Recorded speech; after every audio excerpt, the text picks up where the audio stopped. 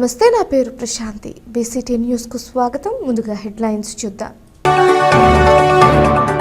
అర్జీదారులకు మెరుగైన సేవలు అందించేందుకు జిల్లా కార్యాలయంలో హెల్ప్ డెస్క్ ను ప్రారంభించడం జరిగింది. జీఎస్డబ్ల్యూ డైరెక్టర్ కోఆర్డినేటర్ యశ్వంత్. ఉపాధి హామీ పథకానికి మహాత్మా గాంధీ పేరును మార్చడం అమానుషం. బాపట్ల జిల్లా సిపిఐ పార్టీ జిల్లా కార్యదర్శి తన్నీరు సింగల్కొండ.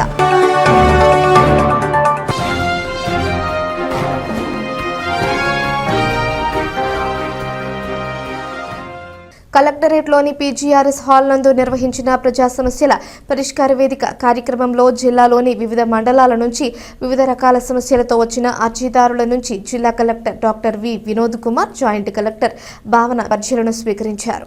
ఈ కార్యక్రమంలో జిల్లా రెవెన్యూ అధికారి Gangadhar Goud, in charge PD DRDA Lavanna అర్జీలను స్వీకరిస్తున్నారు.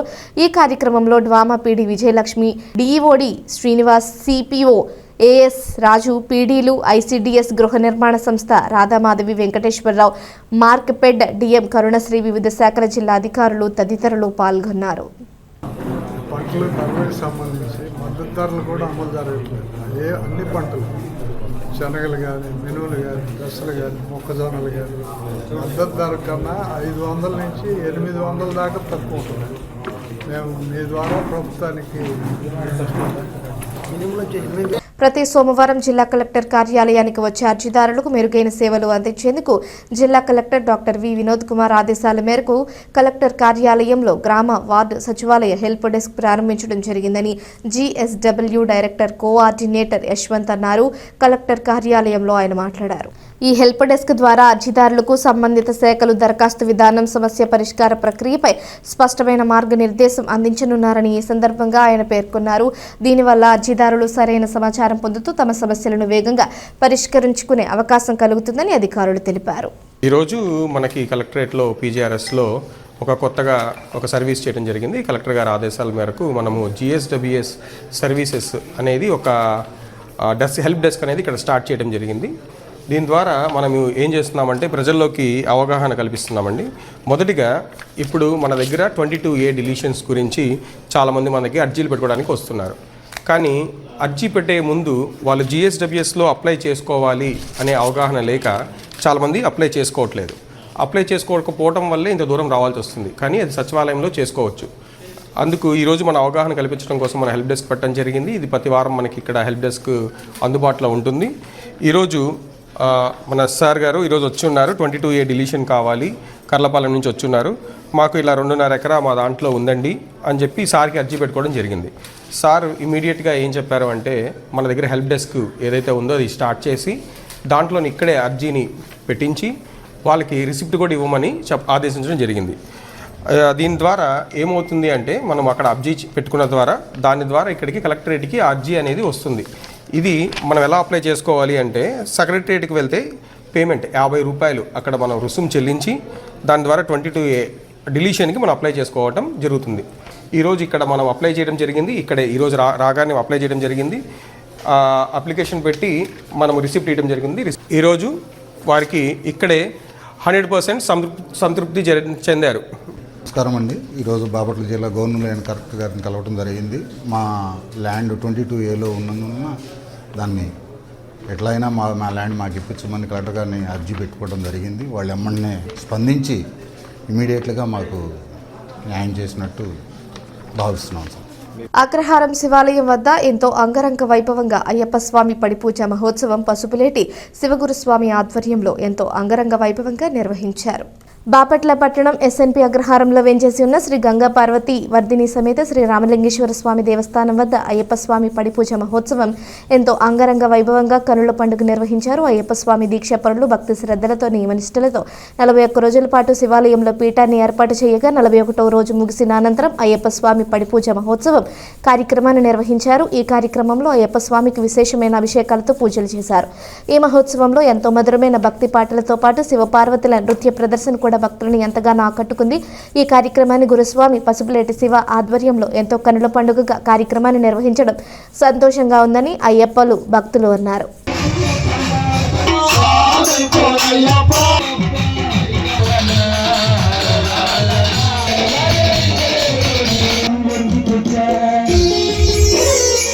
రామకృష్ణ పరమహంస కలకత్తా నగరంలో కాళికాలయంలో ఎక్కువ మంది భక్తులు తన వద్దకు త్వరగా రావాలని వేదనతో పిలిచేవారని రామకృష్ణ మఠం మిషన్ ఉపాధ్యక్షులు స్వామీజీ సుహితానందాజీ మహారాజు గుర్తు చేశారు. రామకృష్ణ సేవా సమితి ఆధ్వర్యంలో ఏర్పాటు చేసిన స్వామి వివేకానంద విగ్రహాన్ని ఆయన ఆవిష్కరించారు. సమితిలో 1970 నుంచి 2025 వరకు సమితిలో జరిగిన ముఖ్య కార్యక్రమాల చిత్ర ప్రదర్శనను ఆయన ఈ సందర్భంగా దర్శించారు. అనంతరావుపేట సమితిలోని బాలబాలికలు చేసిన యోగా మరియు మల్లకంబ ప్రదర్శనను చూసి బాలబాలికలు దీవించారు. వివేకానంద భవనంలో జరిగిన బహిరంగ సభలో స్వామీజీ భక్తులను ఉద్దేశించి ప్రసంగించారు. స్వామి సుహితానందాజీ మహారాజ్ తమ ప్రసంగంలో ఇటువంటి పిలుపు వల్లనే కలకత్తాకు సుదూరమైన బాపట్ల వంటి నగరంలో కూడా భక్తులు రామకృష్ణ పరమహంస బోధనలను అనుసరించడం అభినందనీయమని అన్నారు. వివేకానంద స్వామి సందేశం భారతదేశానికి అనుసరణీయమని స్వామీజీ అన్నారు. ముఖ్యంగా యువత స్వామీజీని అధ్యయనం చేసి భారతదేశాన్ని పునర్నిర్మించాలని పిలుపునిచ్చారు. ఈ సభలో విజయవాడ రామకృష్ణ మిషన్ సెక్రటరీ స్వామీజీ వినిశ్చలానందాజీ, స్వామి సితికంఠనందాజీ, సమితి సెక్రటరీ అమిరపు నటరాజన్, సభ్యులు బేతాళం శ్రీనివాసరాజు, డాక్టర్ నెమ్మాని రామగోపాల్ తదితరులు పాల్గొన్నారు.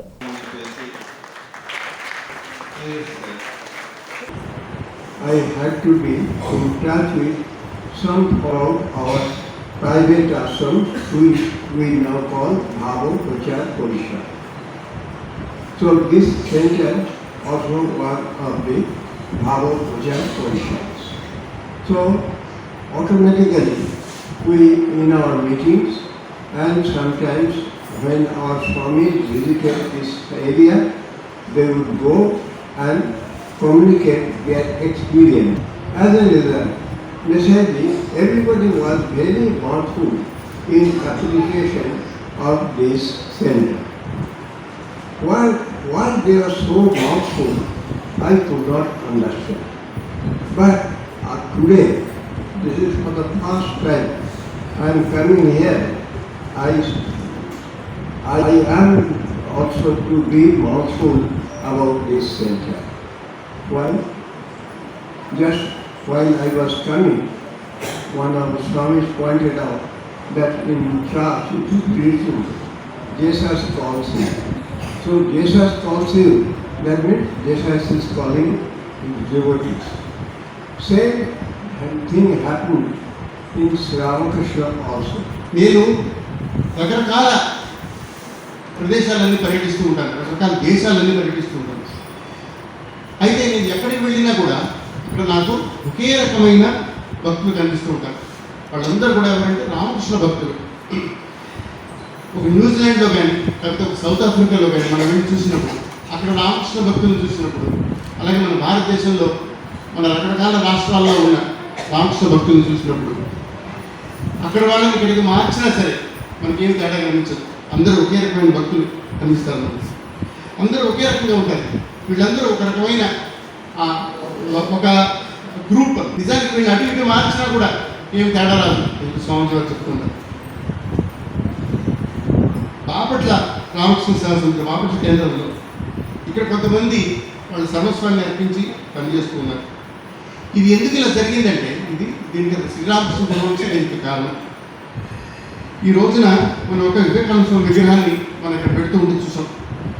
అది ఈ రోజున ఈ గడ్డ మీద పుట్టిన మనిషి దాన్ని తయారు చేశాడు అని చెప్తే అది మనకి చాలా ఆనందాన్ని కలిగిస్తుంది. ఎంత మంచి టాలెంట్, ఎంత మంచి భక్తి ఉంటే ఆ విధంగా చేయగలుగుతారు. తెలుగుదేశం పార్టీ బాపట్ల జిల్లా అధ్యక్షునిగా రెండవసారి ఎన్నికైన సలగల రాజశేఖర్ బాబును పిట్టలవానిపాలెం మండలానికి చెందిన పలువురు టీడీపీ నాయకులు కలిసి శుభాకాంక్షలు తెలియజేశారు. భవనంవారిపాలెం మాజీ సర్పంచ్ గొర్రెముచ్చు ఆనందరావు, భానువారిపాలెం గ్రామ పంచాయతీ 6వ వార్డు సభ్యులు మోదుగుల శంకర్ రెడ్డి పలువురు నాయకులతో కలిసి పూలదండ వేసి దుస్సాలువ కప్పి ఘనంగా సత్కరించారు. బాపట్ల పట్టణంలోని సలగల రాజశేఖర్ బాబు కార్యాలయంలో ఆయన్ను కలిసి శుభాకాంక్షలు తెలియజేశారు. ఈ సందర్భంగా బాపట్ల జిల్లా తెలుగుదేశం అధ్యక్షులు సలగల రాజశేఖర్ మాట్లాడుతూ ముఖ్యమంత్రి నారా చంద్రబాబు నాయుడు, విద్యాశాఖ మంత్రి నారా లోకేష్లు తనపై నమ్మకంతో రెండవసారి తెలుగుదేశం పార్టీ బాపట్ల జిల్లా అధ్యక్షునిగా ఎంపిక చేశారని ఈ సందర్భంగా వారికి ప్రత్యేక కృతజ్ఞతలు తెలియజేశారు. పార్టీ అభివృద్ధి కోసం శక్తి వంచన లేకుండా తన వంతు కృషి చేస్తారని ఈ సందర్భంగా తెలియజేశారు. సలగల రాజశేఖర్ బాబును కలిసిన వారిలో ముస్లిం మైనారిటీ నాయకులు మజహర్ బాషా తదితరులు ఉన్నారు. నాకు రెండవసారి అవకాశం ఇచ్చినటువంటి మా అధినేత తెలుగుదేశం పార్టీ నాయకులు శ్రీ నారా చంద్రబాబు నాయుడు గారికి, యువ నాయకులైనటువంటి శ్రీ నారా లోకేష్ గారికి నా హృదయపూర్వకమైనటువంటి కృతజ్ఞతలు, ధన్యవాదాలు తెలియజేసుకుంటూ ఉన్నా. బాబు గారు కానీ లోకేష్ గారు కానీ నా మీద ఉంచి పెట్టినటువంటి ఈ బాధ్యతను పార్టీని బలోపేతం చేసేదానికి నా శక్తి వంచన లేకుండా ప్రయత్నం చేస్తానని మనవి చేసుకుంటున్నాను. ప్రస్తుతం ఉన్న ఉపాధి హామీ పథకానికి మహాత్మా గాంధీ పేరును మార్చడం అమానుషమని బాపట్ల జిల్లా సిపిఐ పార్టీ జిల్లా కార్యదర్శి సింగరకొండ అన్నారు. ఉపాధి హామీ పథకం పేరు కొనసాగించాలని కోరుతూ కలెక్టర్ కార్యాలయంలో జరిగిన ప్రజా సమస్యల పరిష్కార వేదికలో అందజేశారు. దేశవ్యాప్తంగా ఉపాధి హామీ పథకానికి గాంధీ పేరు తీసివేయడం ఎంతమాత్రం సబబు కాదని ఈ సందర్భంగా ఆయన విమర్శించారు. ఉపాధి హామీ పథకం కార్మికులకు కేంద్రం ఇచ్చే 90% నిధులను 60% తగ్గించి 40% రాష్ట్రాలను పెట్టుకోమనటం ఎంతవరకు సబబు అని ప్రశ్నించారు. ఈ కేంద్ర ప్రభుత్వాలకు రాష్ట్ర ప్రభుత్వం వత్తాసు పలుకుతుందని దుయ్యబట్టారు. బడా కంపెనీలకు సబ్సిడీలు ఇచ్చే బదులు గ్రామీణ ఉపాధి హామీ కార్మికులకు సబ్సిడీ ఇస్తే వారి జీవితాలు బాగుపడతాయని అన్నారు. ఈ కార్యక్రమంలో సిఐటియు నాయకులు Sharath, CPM L, New Democracy నాయకులు శోభారాణి, మేకల ప్రసాద్ తదితరులు పాల్గొన్నారు. ఈరోజు దేశవ్యాప్తంగా మహాత్మా గాంధీ గ్రామీణ ఉపాధి హామీ పథకాన్ని మహాత్మా గాంధీ గారి పేరు తీసేయడంతో పాటుగా జి రామ్జీ అనే పేరు పెట్టడం జరుగుతుంది. అదేవిధంగా కేంద్ర ప్రభుత్వం ఇచ్చేటువంటిది 90% నిధుల్ని 60%కి కుదిస్తూ ఉన్నారు. మిగిలిన 40% రాష్ట్ర ప్రభుత్వాన్ని పెట్టుకోమని చెప్తా ఉన్నారు. ఈ గ్రామీణ ఉపాధి హామీ పథకానికి తూట్లు పొడవడానికే తప్ప దాన్ని మెరుగుపరిచి అదనంగా కూలీ రేట్లు, పని దినాలు పెంచమని చెప్పి గ్రామీణ ఉపాధి హామీ కూలీలకి పని కల్పించాలని చెప్పి అడుగుతా ఉంటే, వలసలు నివారించాలని చెప్తే వాటన్నింటిని పక్కన నెట్టేసి ఈరోజు జి రామ్జీ పేరుతోటి ఈ రకంగా కేంద్ర ప్రభుత్వం, రాష్ట్రాలు కూడా దానికి ఒత్తాసు పలికే పనిలో ఉన్నాయి. నువ్వు ఏదైనా సంక్షేమ చట్టమా లేకపోతే చట్టమా సంక్షేమమా నువ్వు తెచ్చే పని నువ్వు కొత్తగా ఏదైతే ఉన్న పథకాన్ని, ఉన్న చట్టాన్ని నిర్వీర్యం చేయొద్దని చెప్పి మేము వామపక్షాలుగా హెచ్చరిస్తా ఉన్నాం. కాలువ కట్టలను కొందరు రియల్ ఎస్టేట్ వ్యాపారులు ఆక్రమించి కంచెవేసి ప్లాట్లు అమ్ముకుంటున్నారని All India Bahujan Samaj Party రాష్ట్ర కార్యదర్శి కాగిత కోటేశ్వరరావు ఆరోపించారు. స్థానిక తహసీల్దార్ కార్యాలయంలో సంబంధిత అధికారులను సస్పెండ్ చేసి కట్టలను రక్షించాలని కోరుతూ ఫిర్యాదు చేశారు. ప్యార్లీ ట్రైన్ కట్టలను చదును చేస్తున్నప్పటికీ అధికారులకు కనిపించలేదా అని ప్రశ్నించారు. ఇప్పటికైనా సంబంధిత అధికారులు స్పందించి తగిన చర్యలు తీసుకోవాలని ఆయన డిమాండ్ చేశారు. ఈరోజు ఈ ప్యార్లీ ట్రైన్ పైన కట్టలు కొట్టి ఆ కట్టను చదువు చేసుకొని అక్కడ ఫెన్సింగ్ వేసి ఆ స్థలాన్ని కొంతమంది రియల్ ఎస్టేట్ వ్యాపారులు కబ్జా చేసి అమ్ముకోవటం జరుగుతుంది. దీని విషయమై జేఈ గారు అయినటువంటి భార్గవి గారికి దృష్టికి తీసుకెళ్ళినా కానీ భార్గవి గారు చలనం లేకుండా ఉండాలి. ఇప్పుడు మేము గౌరవనీయులైనటువంటి ఎంఆర్ఓ గారు సలీమా గారికి ఫిర్యాదు చేయడం జరిగింది. దీని మీద ఎంక్వైరీ చేపించి సంబంధిత జేఈ మీద యాక్షన్ తీసుకోమని, సస్పెండ్ చేయమని మేము ఎంఓ గారికి చెప్పాము. ఎంఆర్ఓ గారు కూడా స్పందించారు. దాని మీద ఎంక్వైరీ చేస్తామన్నారు. ఎందుకంటే కట్టల పైన ఉన్న చెట్లు నరుక్కొని వెళ్తున్నా కానీ, ఫిర్యాదు చేస్తున్నా కానీ ఆమె గత 4 నెలల నుండి కూడా అసలు ఏం పట్టినట్టు ఉంటుంది. ఎందుకంటే లక్షల శాలను తీసుకొని వీళ్ళకి కట్టలు కాపాడమనంటే కట్టలు కాపాడకుండా ఉండరు.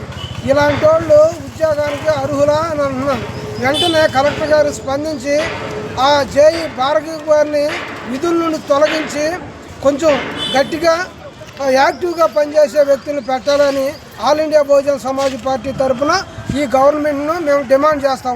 పిట్టలవానిపాలెం మండల కేంద్రంలో గాదే యువసేన ఆధ్వర్యంలో మాజీ ముఖ్యమంత్రి వైఎస్ జగన్మోహన్ రెడ్డి జన్మదిన వేడుకలు ఘనంగా నిర్వహించారు. ఈ సందర్భంగా మండలంలోని జగన్మోహన్ రెడ్డి అభిమానులు, యువకులు పుట్టినరోజు కేక్ కత్తిరించి స్వీట్లు పంచిపెట్టారు. వైఎస్ఆర్ కాంగ్రెస్ పార్టీ అధ్యక్షులు మాజీ మంత్రి వైఎస్ జగన్మోహన్ రెడ్డి 53వ జన్మదినం వేడుకలు బాపట్ల నియోజకవర్గం పిట్టలవానిపాలెం మండల కేంద్రంలో నిర్వహించారు. వైఎస్ఆర్ ఐలాండ్ సెంటర్ నందు గాదే యువసేన ఆధ్వర్యంలో అత్యంత ఘనంగా నిర్వహించడమైంది. అభిమానులు, యువకులు కేరింతల మధ్య బాణసంచ కాల్చి కేక్ కట్ చేసి ఓ పండుగలా నిర్వహించారు. ఈ కార్యక్రమంలో గోవతోటి విజయ్, డేగల రవి రెడ్డి, అలవల అశోక్ రెడ్డి, పులుగు సుబ్బారెడ్డి, దోమ శ్రీనివాస్ రెడ్డి, గోవతోటి అజయ్, కుంచెల కిరణ్ కుమార్ రెడ్డి, డేగల జైపాల్ రెడ్డి, రాజేష్, అజయ్ మరియు గాది యువసేన అధిక సంఖ్యలో యువత పాల్గొన్నారు. ఆర్ట్స్ అండ్ సైన్స్ కళాశాల 1976 నుంచి 1979 బీఎస్సీ బ్యాచ్ బీఎస్సీ పూర్వ విద్యార్థుల సమ్మేళనం ఆర్ట్స్ అండ్ సైన్స్ కాలేజ్లో జరిగింది. ఈ కార్యక్రమంలో సుమారు 40 మంది పాల్గొన్నారు. హరి, తిమ్మరాజు సుబ్బారావు, రిటైర్డ్ ఎస్పీ నరసింహారావు, శ్రీనివాస్ శర్మ, కళాశాలలో విద్యను బోధించిన WAGK సుబ్రహ్మణ్యంలను ఘనంగా సత్కరించారు. బయట నుంచి వచ్చాము, చాలా మంది చాలా 45 ఏళ్ళ తర్వాత కలుస్తున్నాము.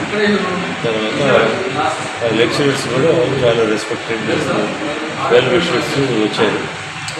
సక్సెస్ఫుల్గా జరిగింది. 1976-79 BSc batch arts and science college నుంచి 46 సంవత్సరాల తర్వాత గ్రూప్ గ్యాదరింగ్ జరిగింది. ఈ గ్రూప్ గ్యాదరింగ్లో మా గురువులైనటువంటి గోపాలకృష్ణమూర్తి గారు, అలాగే జువాలజీ శర్మ గారు, కెమిస్ట్రీ జీవి సుబ్రహ్మణ్యం గారిని పిలిచి వారిని సన్మానించడం జరిగింది. వారి యొక్క ఆశీర్వాదాలను మాకు అందించడం జరిగింది. ఈ కార్యక్రమం జరుపుకున్నటువంటి మేము ఎంతో ఆనందంగా మా మిత్రులతో గడిపాము. 46 సంవత్సరాల తర్వాత వివిధ ప్రాంతాల్లో ఎంతో ఉన్నత పదవులు అలంకరించినటువంటి మా మిత్రులందరూ ఈరోజు కలిసి ఎంతో ఆనందంగా ఈ కార్యక్రమాన్ని జరుపుకోవడం జరిగింది.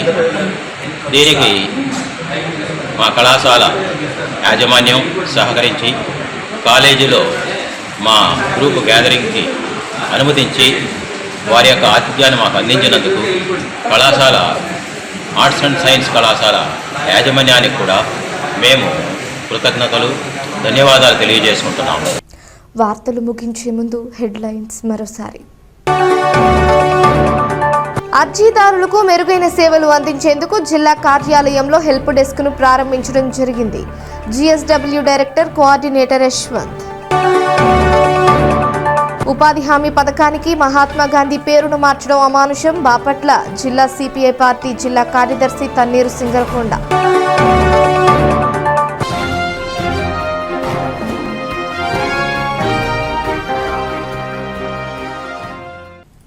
ఈ వార్తలు ఇంతటితో సమాప్తం. తిరిగి ప్రసారమయ్యే BCT న్యూస్లో మళ్ళీ కలుసుకుందాం. అంతవరకు సెలవు. నమస్కారం.